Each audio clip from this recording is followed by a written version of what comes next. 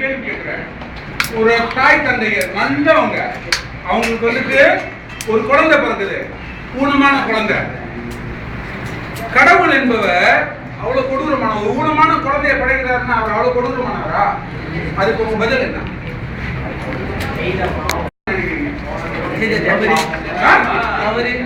தவறா? எப்ப குழந்தை எப்படி பார்த்தா எங்க இருந்து வந்துச்சு அந்த தலை விதி? யார் எழுதுனா அந்த தலை விதிய? யார் எழுதுனா? யார் மீசை முடிச்சா பத்தாது, பதில் சொல்லு.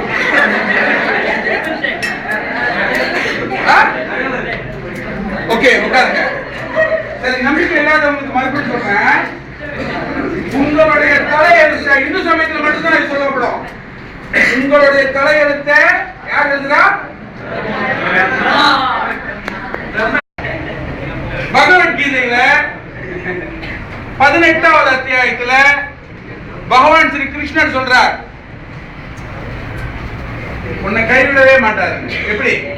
நீ எந்த அளவுக்கு நல்லது பண்ணிருக்கியோ, எந்த அளவுக்கு நீ